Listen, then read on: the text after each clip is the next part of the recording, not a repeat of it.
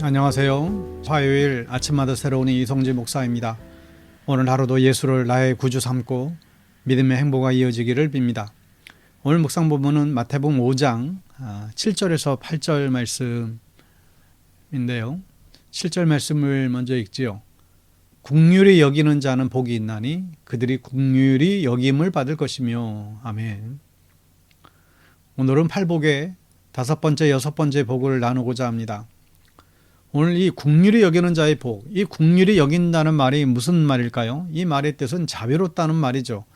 긍휼히 여긴다는 것은 다른 사람을 불쌍히 여기는 것입니다. 여러분, 우리 주변에는 항상 미운 사람들이 있습니다. 저 사람 왜 저렇게 사나? 저 사람 왜 나를 이렇게 미워하나? 이런 사람들이 있지요. 이런 사람들에 대한 우리의 반응은 크게 두 가지입니다. 하나는 미움이에요. 나를 괴롭게 하는 그 사람을 미워하는 거예요. 그러면 마음이 조금 풀립니다. 그러나 속이 시원한 것 같은 내 마음은 시간이 지날수록 병이 들지요. 그러니 미움은 해결 방법이 아닙니다. 두 번째는 불쌍히 여기는 것이죠. 불쌍히 여기는 마음에는 두 가지 목적이 있어요. 다른 사람을 무시하려고 불쌍히 여기기도 합니다. 또 다른 사람을 불쌍한 존재로 만들면 내가 더 우월한 사람이 되거든요. 이것도 바른 긍휼이 아닙니다. 제대로 된 긍휼은 무엇일까요? 여러분, 누가복음 10장에 보면 예수님의 선한 사마리아인의 비유가 나오죠. 예루살렘에서 여리고로 내려가는 길에 강도 맞는 사람이 있었습니다. 길에 쓰러진 그 피해자를 제일 먼저 발견한 사람은 제사장이었고, 그 다음은 레윈이 발견했고, 마지막 사마리아인이 이 피해자를 발견했어요. 그들 중에 누가 이 피해자를 불쌍히 여겼습니까? 사마리아인이 피해자를 불쌍히 여겼습니다.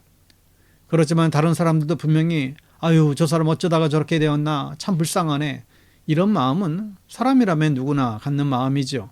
그러나 불쌍히 여기는 마음으로만은 부족하다는 거예요. 뭐가 있어야 됩니까? 누가복음 10장 37절에 의하면 이르되 자비를 베푼 자니이다. 예수께서 이르시되 가서 너도 이와 같이 하라 하시니라. 자비를 베풀어야 됩니다. 사마리아인들은 피해자를 구했고 여관에 맡겼고 자기 돈까지 써가며 도왔어요. 누구나 여러 가지 목적으로 불쌍히 여길 수 있죠. 그러나 자비는 자신의 희생이 들어가야 자비라는 거예요. 여러분, 불쌍히 여기는 사람이 되지 마십시오. 자비를 베푸는 사람이 되십시오. 길에 있는 노숙인을 보면서 불쌍히 여길 수 있어요. 그러나 자비를 베푸는 사람은 자기가 가진 것으로 돕습니다. 자비로운 사람이 되십시오. 자비를 베푼 사람들에게 어떤 복이 내릴까요? 하나님께서는 더 큰 자비를 우리에게 베풀어 주신다 약속하십니다. 그 자비는 우리의 죄를 용서해 주시어 천국 백성 삼아 주시는 복이죠. 우리의 자비는 구원의 자비로 연결이 됩니다. 작은 자비를 실천하셔서 하나님의 큰 자비하심을 얻을 수 있는 여러분 되시기를 바랍니다. 두 번째로, 마음이 청결한 사람은 어떤 사람인가? 마음이 복잡하고 지저분한 사람이 어떤 사람인지 알아야 할 것입니다. 첫째는 의심이 많은 사람이죠. 성경에 의심 많았던 사람은 바로 예수님의 제자 도마였습니다. 도마는 의심이 많았어요. 의심이 많으니 나타난 현상이 있었죠. 예수님을 제대로 찾을 수가 없었다는 거예요. 부활하신 예수님을 제대로 만날 수도 없었습니다. 그의 의심이 그의 눈을 멀게 했기 때문이지요. 아내를 의심하는 사람은 자기 아내를 아내로 보지 않습니다. 여러분, 마음에 가득한 의심을 내려놓고 주님을 바라볼 수 있기를 축복합니다. 또 마음이 복잡하고 지저분한 사람, 어떤 사람이에요? 욕심이 많은 사람이에요. 마음에 욕심이 가득하면 하나님이 보이지 않습니다. 여러분, 구약성경 민수기에 보면 발람이라는 선지자가 나와요. 그는 발락에게서 돈을 받고 이스라엘 백성을 저주하려고 했습니다. 그는 선지자임에도 불구하고 그런 일을 행한 것이죠. 여러분, 영의 눈이 밝아야 선지자를 할 수 있습니다. 그러나 그의 눈은 욕심으로 눈이 멀어서 벌어져 버렸습니다. 그러니 하나님이 보이지 않았던 것이죠. 하나님의 사자가 발람을 죽이려고 길을 막고 서 있습니다. 발람이 타고 가던 나귀는 하나님의 사자를 보고 피하려는데 발람은 하나님의 사자가 보이지 않아요. 어찌된 게 선지자가 나귀만도 못한 것이죠. 이렇게 된 이유가 무엇입니까? 욕심에 눈이 멀어서 그렇습니다. 우리에게 욕심이 가득 차면 하나님도 안 보이고 하나님이 인도하시는 길도 보이지 않습니다. 내 욕심의 길만 보이게 되는 것이죠. 또 욕심이 많은 사람이죠. 여러분, 마음의 염려와 근심은 안개와 같아요. 이게 마음에 있으면 말씀이 귀에 들어오지도 않고 하나님의 손길도 느껴지지 않아요. 마음에 가득한 염려를 내려놔야 하나님을 볼 수가 있습니다. 그렇다면 마음이 청결한 사람은 어떤 사람인가요? 마음에 믿음이 있는 사람이에요. 하나님을 내 아버지로 믿고 나의 구원자로 믿는 사람이죠. 이런 사람들에게는 막다른 길에서도 길이 보여요.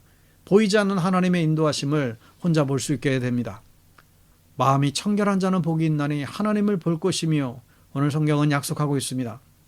사실 죄 많은 우리 인간은 하나님을 볼 수가 없었는데, 성경에는 바로 보면 죄 있는 자가 하나님을 보면 죽는다고도 기록되어 있는데, 여러분, 이 하나님을 본다는 것은 하나님의 인도하심과 손길을 본다는 의미가 되겠지요. 믿음이 있는 사람은 보이지 않는 하나님의 손길을 느낄 수가 있습니다. 하나님이 인도하시는 길이 보이는 거예요. 여러분, 오직 믿음으로 하나님의 인도하심을 볼 수 있기를 바랍니다. 여러분의 마음을 청결하게 하세요. 내 마음속에 있는 의심을 던져버리세요. 주시는 하나님의 말씀에 마음을 여세요. 주님께서 주시는 말씀으로 매일매일 나의 의심을 떨쳐버려야 됩니다. 또한 내 마음속을 차지한 욕심을 내려놔야 할 것입니다. 내 마음에 욕심이 있으면 주님의 길을 선택하기가 쉽지가 않습니다. 내가 가고 싶은 길을 가기 때문에 그렇죠. 여러분, 우리가 매일 얼굴을 닦듯이 우리는 우리의 마음을 닦아내야 됩니다. 우리의 마음을 닦을 수 있는 유일한 방법은 하나님의 말씀으로 내 마음을 닦는 거예요. 오늘도 이 아침에 주신 말씀으로 여러분의 마음을 닦으세요. 그리고 하나님의 인도하심을 볼 수 있기를 바랍니다. 오늘 하루도 그렇게 말씀으로 여러분의 마음을 닦아가며 승리하는 하루 되시길 바랍니다. 샬롬.